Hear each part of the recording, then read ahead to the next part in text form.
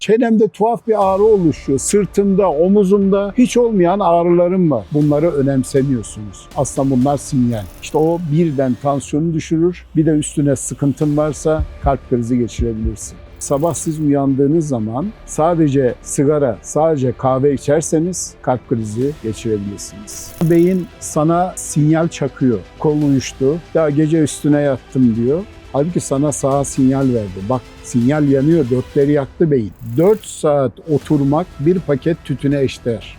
Bunlar kalp sağlığına, damar sağlığına acayip aykırı şeyler.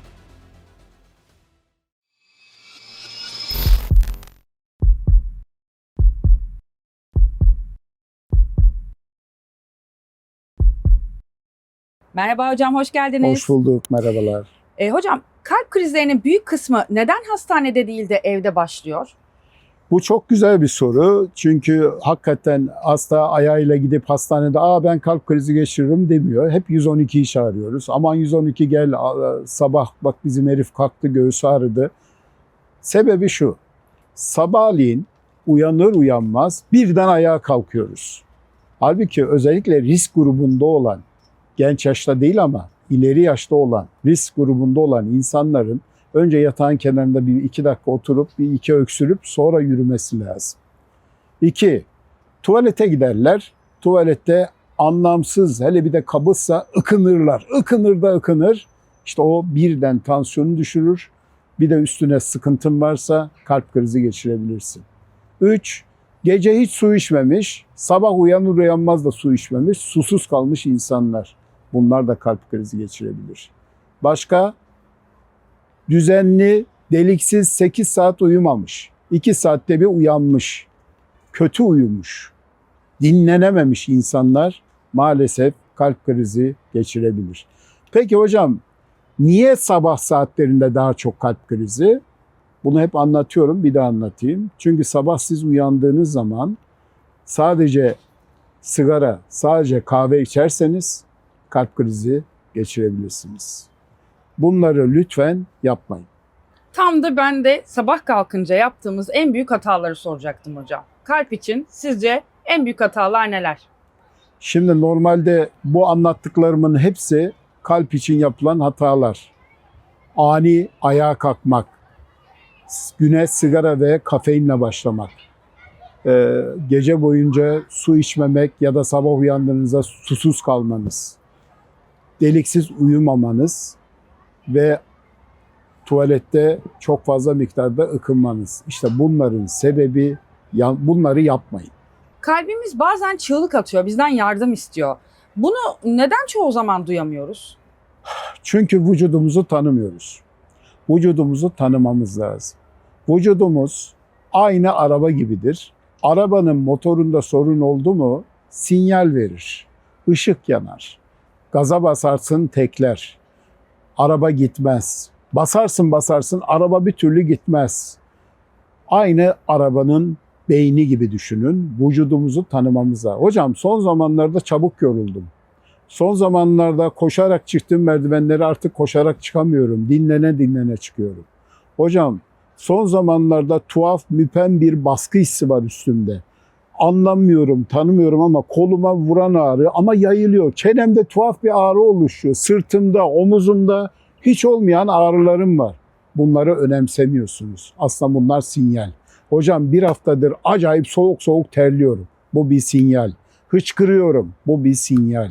Çenemde şiddetli ağrı var, dişimde apse zannettim. Bu bir sinyal. Bak bunları lütfen önemseyin. Peki ya boyun ağrısı hocam? O da kalbi habercisi olabilir mi? Şimdi tüm boyun ağrıları kalbin habercisi değil tabii ki. İşte atıyorum boyununda fıtık olabilir, kasta spazm olabilir, fibromiyalji olabilir, düzleşme olabilir. Ama yüksek tansiyon buradan dolayı boyun ağrısı yapabilir. Boyuna yansıyan kalp krizleri de tabii ki var. Mide yanması aslında kalp krizi belirtisi olabilir mi? Kesinlikle olabilir. Ama bunda iyi ayrıcı tanı yapmamız lazım. Sebep mide yanması deyip gaz çıkarınca rahatlıyorsanız, ya hocam midemde gastrit ülser vardı, reflü vardı, bununla çok karıştırıyorum ama hiç olmadık yere birden olursa bunu basit akşam yediğiniz yemeğe bağlamayın.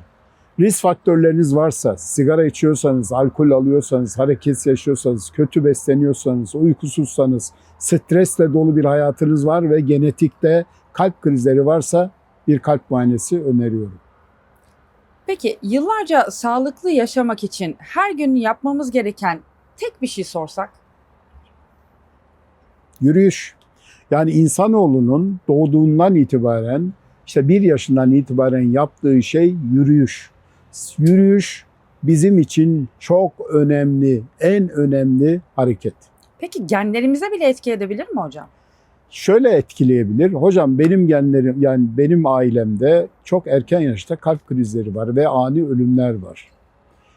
Ben de öyle olabilir miyim? Çok anormal bir kalp kas hastalığın yoksa, çok anormal bir ilave bir şeyin yoksa bu genleri şöyle yönetebilirsin. Hocam ben düzenli yaşıyorum, düzenli spor yapıyorum, düzenli besleniyorum, Akdeniz tip mutfakla besleniyorum. Hiçbir kötü alışkanlığım yok. 7 saat kesintisiz uyku uyuyorum, stres olan yere gitmiyorum. Gece 11'den sonra mavi ışığı kapatıyorum. Gece yemekleri asla yemiyorum, günde 2 öğün besleniyorum. Harika, genlerini yönettim. Peki damarları da gençleştirir mi? Yani genelde biz şah damarına bakarız, duvarda kalınlaşma ya da plaklar var. Bu şu demek, damarın yaşlı demek. Bunu geriye çevirebilir miyiz diye soran insanlar hep söylediğim bir şey var. Tabii ki yapabilirsin. Bu anlattığım her şey, işte düzenli lafını hayatının önüne koyup yaşamaya bakacaksın. Kötü alışkanlıklara vazgeçeceksin. Tabii ki damar yaşını gençleştirebilirsin. Peki hocam size özel bir soru sorsak. Bir markete gittiniz diyelim. Siz bir kalp cerrahısınız ve asla yemediğiniz, asla marketten bunları almayacağım dediğiniz 10 gıda nedir? Tabii geçmişte biz de aldık, biz de yedik. Bazen dayanamıyoruz, bazı şeyleri yiyoruz ama işlenmiş gıdalar, hazır gıdalar. 2. işlenmiş etler. 3. tatlandırıcı gıda ile yapılmış light ürünler. 3. 4. trans yağlar. 5. fast food gıda. Ben bunları asla evime sokmam. 6. margarin. 7. beyaz unla yapılan her türlü gıda. 8. rafine karbonhidratlar. Yani beyaz un ve bildiğiniz şekerle yapılan her türlü gıda. Bunları hayatıma sokmam. Enerji içecekleri hayatıma sokmam. Yani bunları mutlaka hayatınızdan çıkarın. Ameliyat masasında öğrendiğiniz en büyük hayat dersi nedir hocam? Pişmanlık. Keşke yapmasaydım. Keşke kendime baksaydım. Keşke bugünlere gelmeseydim. Keşke böyle yaşamasaydım. Keşke sigarayı bıraksaydım. Keşke doktorun dediğini yapsaydım. Biz bunları çok duyuyoruz ve üzülüyoruz. Bir de enteresan bir şey söyleyeyim. Ameliyat yapıyorsun, ağrısını dindiriyorsun. Hasta 3 ay sonra her şeyi unutup tekrar başa dönüyor.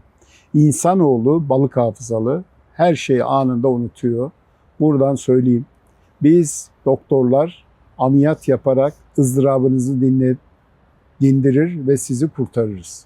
Ama biz haşa peygamber değiliz.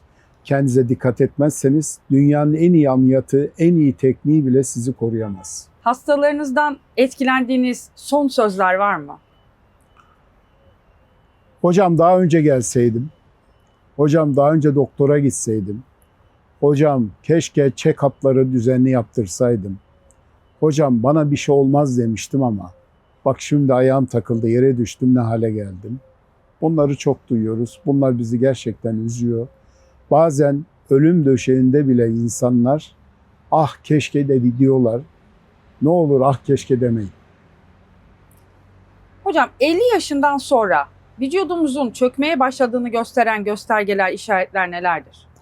Bir kere 50 yaşından sonra yürümeniz değişiyorsa, hareketleriniz yavaşlıyorsa, işte yürürken beliniz, kalçanız, ayaklarınız ağrıyorsa, yürüme mesafeniz kısaldıysa, nefes darlığınız olduysa, çabuk yoruluyorsanız, unutkanlıklar son zamanlarda artmışsa, görme alanınız bozulduysa, erken bozulduysa, son zamanlarda unutkanlık bayağı artıp Alzheimer'a doğru döndüyse durum oldukça vahim.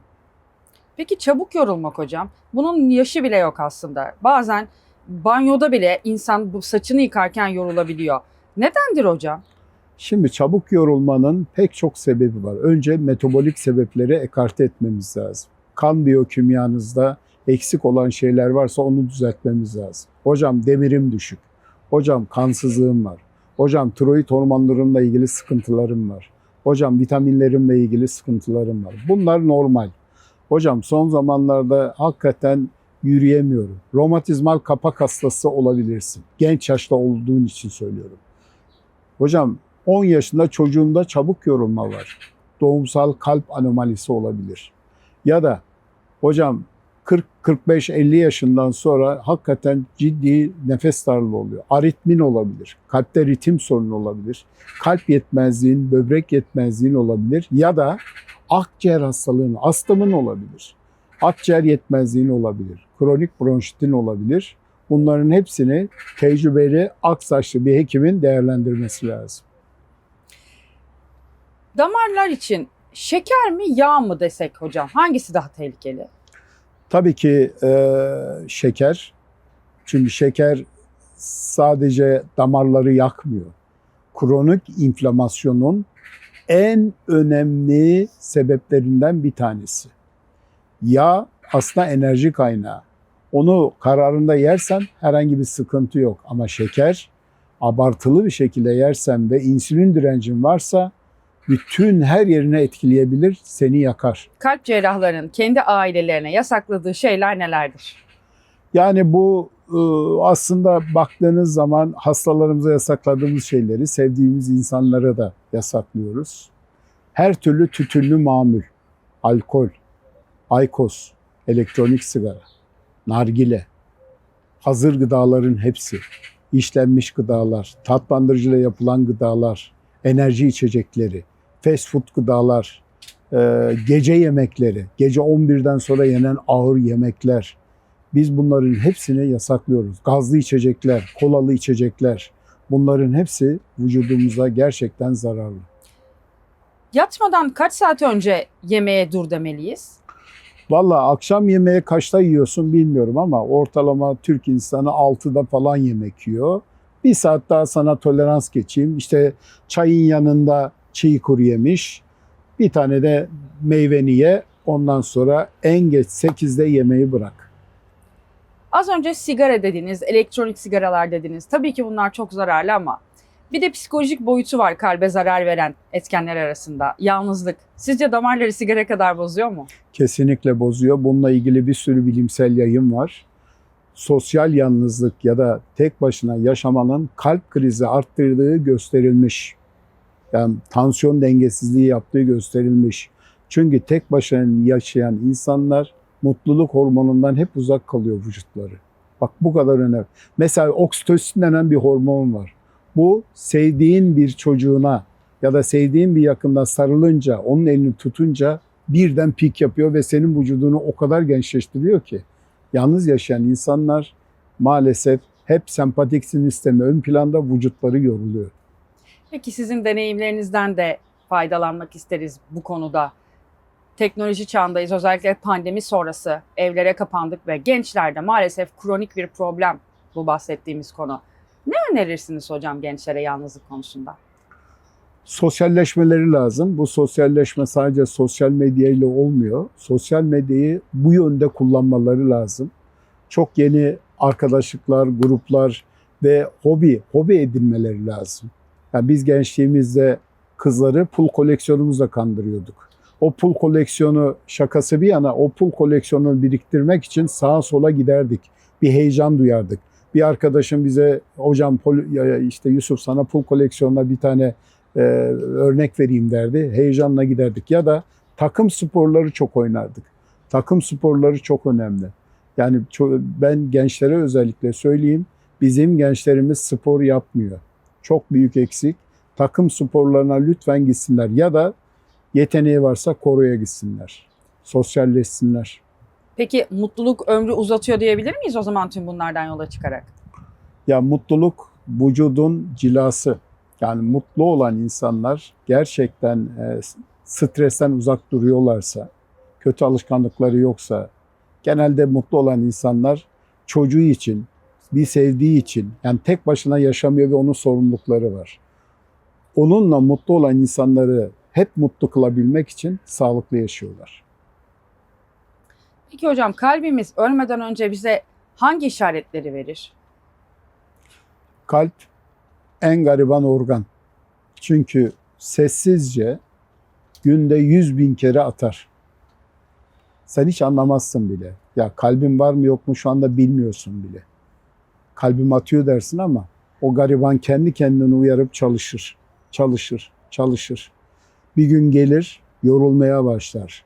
Çünkü kalp gece dinlenmesi lazım. Sen gece geç saatte yemek yersen, geç saatte mavi ışığa bakarsan, sürekli uyanık gezersen kalbini yorarsın.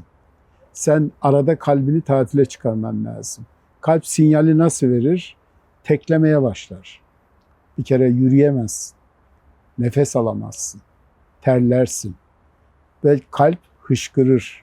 Kalp ağrır. Kalp tutar seni. Dur, gitme der. Gidemezsin. Çünkü ben iyi değilim der. Ama sen bunları bana bir şey olmaz. Bu tesadüf.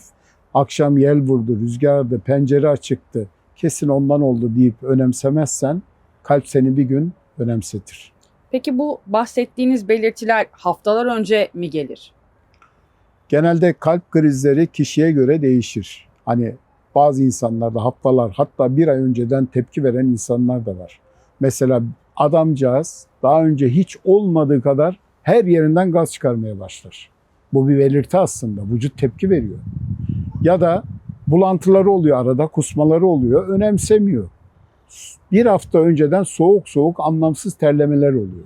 İşte bunlar belirti aslında. Sana çok güzel bir şey söyleyeyim. Bu da realistik bir video olabilir. Az önce kalbinizi tatile çıkarın dediniz. Nasıl yapalım? Kesiksiz 7 saat uyuyup mavi ışığı hayatınızdan çıkarın gece 11'den sonra. Yürüyüş çok önemli insan hayatında, hep söylüyorsunuz. Peki Alzheimer riskini de azaltıyor mu?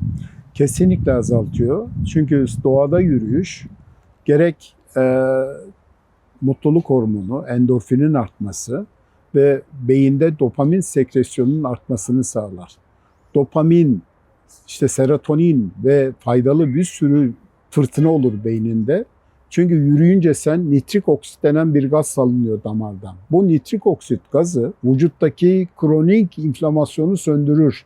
Beyindeki Alzheimer'ın en önemli sebebi aslında kronik inflamasyon, vücuttaki yangı. Sen bu yangıyı durdurursan Alzheimer'ı da enlemiş olursun. Peki hocam, inme gelmeden önce beyin nasıl yardım istiyor bizden? Ya aslında beyin sana sinyal çakıyor.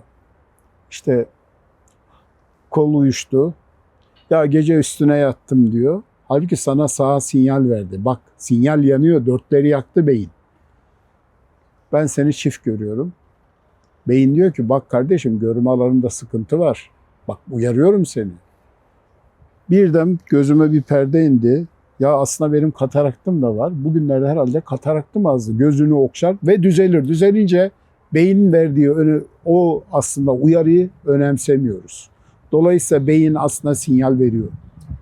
Bir de geçici konuşma bozuklukları oluyor. Burada ne zaman ciddiye alınmalı, neden ciddiye alınmalı? Şimdi geçici konuşma bozukluğu hiçbir şikayet, mesela şekerin düşmediyse, ilave bir ekstra sorunun yoksa yaptığı bir 30 saniye durdu sonra düzeldin. Bunu önemse. Bir kalp cerrahı olarak en çok korktuğunuz alışkanlık hangisi? Yaşam tarzıyla ilgili sıkıntılar, hareketsizlik. Daha önce söylemiştim, 4 saat oturmak bir paket tütüne eşdeğer. Yani sen masa başında çalışıyorsun, hiç yürümüyorsun. Ya da 8 saat uçak yolculuğu yapıyorsun, hiç yürümüyorsun. Bunlar kalp sağlığına, damar sağlığına acayip aykırı şeyler. Obezite maalesef hareketsiz, hımbıl insanlarda olan bir şey. Hocam babam o kadar yürüyor ki ama o kadar da yiyor ki hiç kilo almıyor. Sebebi metabolizması hızlı. Yağlı insanın kasları zayıftır. Kasları güçlü olan insan kolay kolay kilo almaz. Çünkü o kasları korumak için hep spor yapar. Peki. Çok teşekkür ediyoruz hocam verdiğiniz bilgiler için.